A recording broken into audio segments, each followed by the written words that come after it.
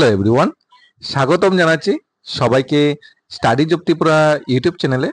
বিশেষ করে এই বছর যারা সরকারিভাবে জিএনএম ও এএনএম কোর্সে ভর্তি হওয়ার জন্য অনলাইন অ্যাপ্লিকেশন করেছিলে, তোমাদের জন্য একটা গুরুত্বপূর্ণ আপডেট নিয়ে এসেছি আমরা। তোমাদের যে ইন্টারভিউ ডেট পাবলিশড হয়ে গেছে, সেই ইন্টারভিউ ডেটের উপর ভিত্তি করে তোমাদের মেরিট লিস্ট চলে আসবে। মেরিট লিস্ট সম্ভবত আগস্ট মাসে চলে আসবে। এরপর তোমাদের এডমিশন বা অন্যান্য ক্রাইটেরিয়া শেষ হয়ে যাবে।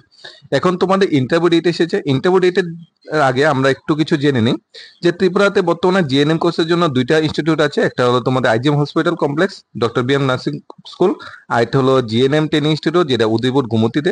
টোটাল 50 আর 40 90খানা সিট আছে। এএনএম এর জন্য তিনটি ইনস্টিটিউট আছে। একটা হলো ANM training institute palace compound, যেখানে 60খানা সিট আছে। এএনএম ট্রেনিং ইনস্টিটিউট কৈলাসহর, যেখানে 25খানা সিট আছে। এবং এএনএম ট্রেনিং ইনস্টিটিউট শান্তিবাজার, যেখানে 30খানা সিট আছে। প্রায় 115খানা সিট আছে সবগুলি মিলে।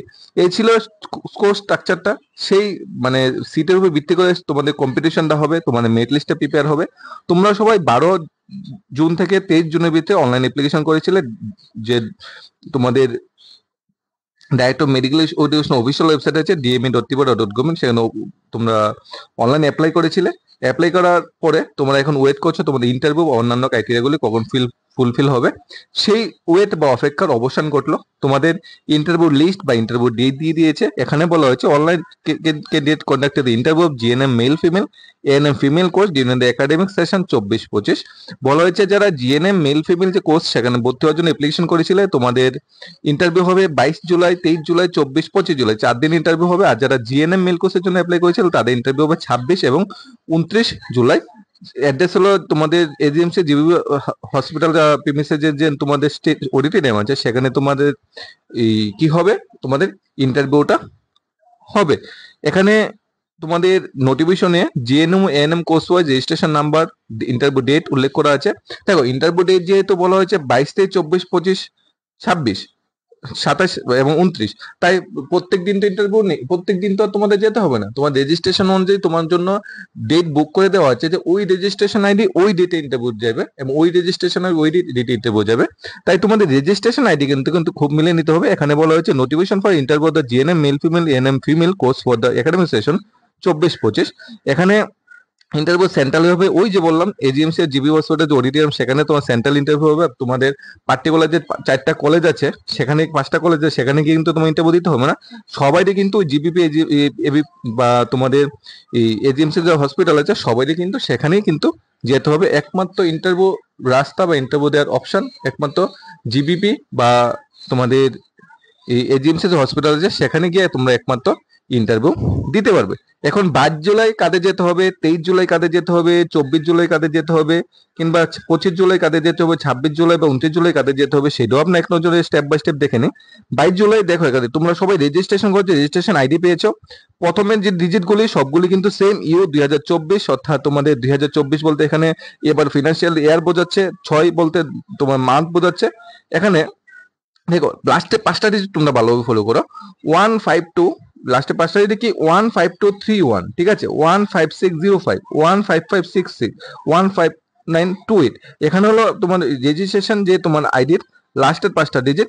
এই 5টা ডিজিট কই কিন্তু তোমাদের মনে রাখতে হবে। এই 5টা ডিজিটই তোমার মিলিয়ে নিবে 16143, 15480, 15651, 15916, ঠিক আছে। এরপরে যেরকম আছে তোমাদের আরো আছে এখানে লাস্টের 5টা ডিজিট আমি বারবার বলছি, 15868, 15515, 15296, 1160005। এইভাবে এখানে রেজিস্ট্রেশন নাম্বার আছে, সবার রেজিস্ট্রেশন নাম্বার আছে। এখানে 22 তারিখের ডেটে অনেকের রেজিস্ট্রেশন নাম্বার এখানে উল্লেখ করা আছে। দেখো অনেক বড় লিস্ট 22 তারিখের ডেটে।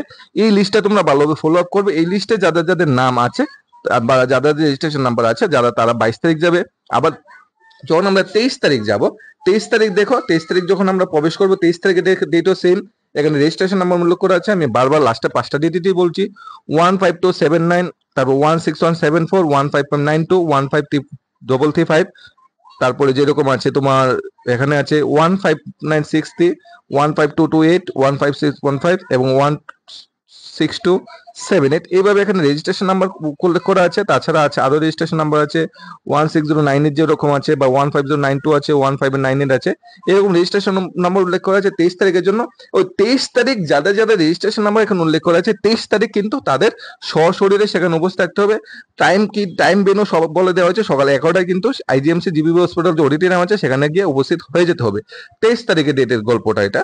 যেমন 24 তারিখও সেম রেজিস্ট্রেশন নাম্বার দেওয়া আছে, দেখো লাস্টের ডিজিটগুলো মিলিয়ে নাও।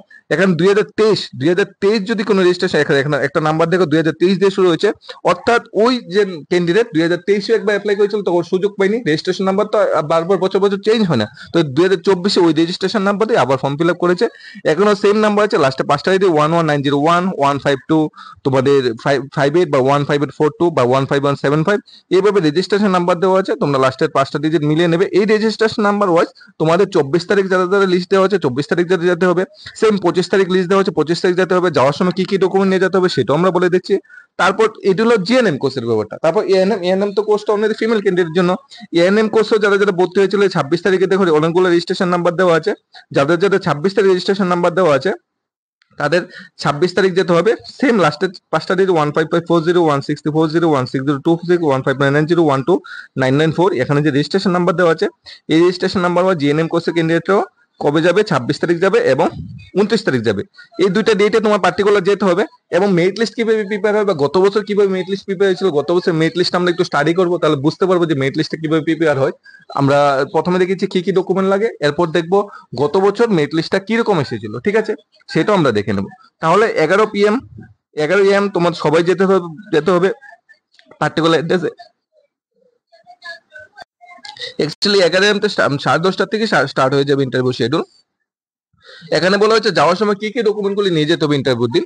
Online registration certificate, PRTC, higher secondary marksheet, GNM male female ক্যান্ডিডেটের জন্য পাস মার্কশিট।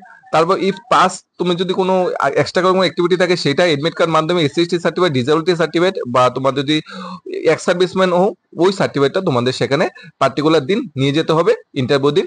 ইন্টারভিউতে কি ধরনের কোশ্চেন করা হয় এটা কিন্তু তোমরা যেহেতু জিএনএম কোর্সে ভর্তি হচ্ছ, পার্টিকুলারলি এই সেক্টরে তোমরা কিছু কোশ্চেন স্টাডি করে যেতে হবে। যদি কনফিউশন থাকে অবশ্যই জানাবে কমেন্ট করে, আমরা কিছু কোশ্চেন নিয়ে একটা ভিডিও দেওয়ার চেষ্টা করবো তোমাদের জন্য।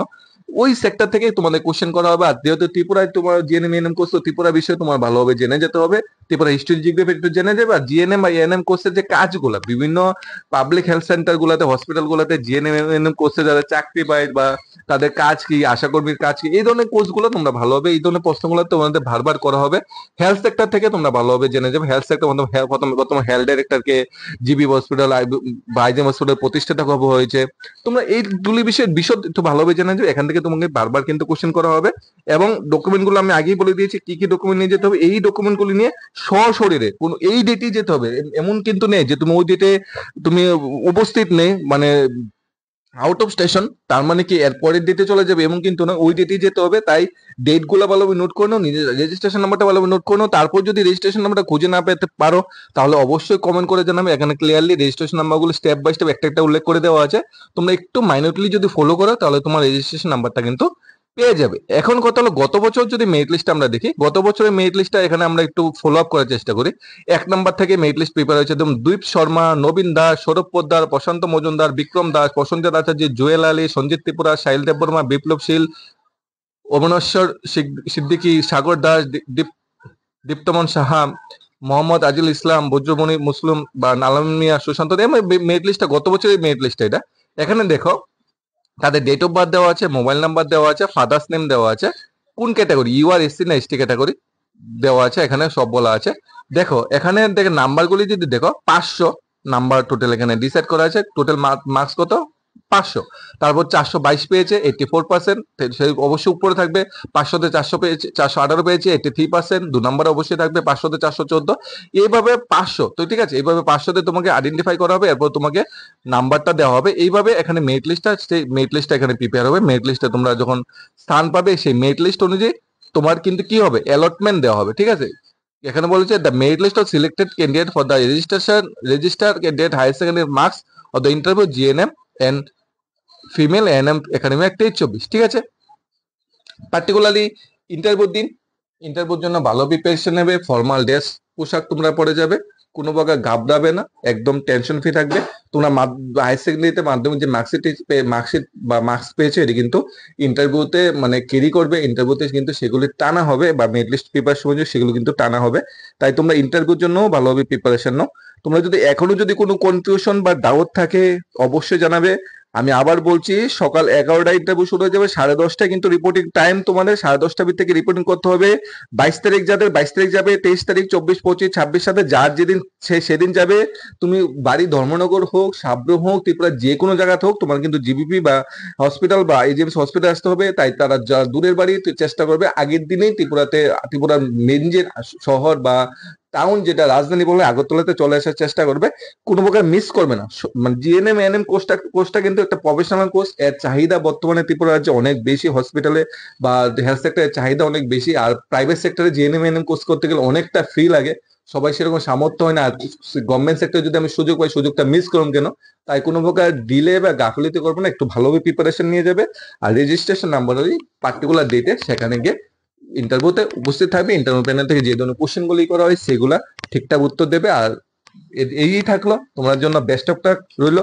তোমরা ভবিষ্যতে ত্রিপুরার প্রথম শ্রেণীর যে চাকরিজীবী বা প্রথম শ্রেণীর যারা ফাইটার, সেইগুলো ঘোষিত হবে। কারণ হেলথ সেক্টর ছাড়া একটা রাজ্য বা একটা দেশ চলতে পারে না।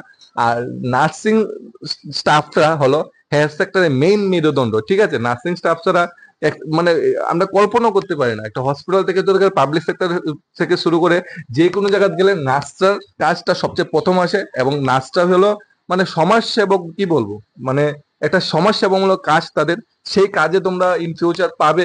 অবশ্যই সেইভাবে প্রিপারেশন আস্তে আস্তে নিতে থাকবে। তাই তোমাদের ভবিষ্যতের জন্য শুভকামনা রইল। ধন্যবাদ সবাইকে। Studies of Tripura YouTube channel.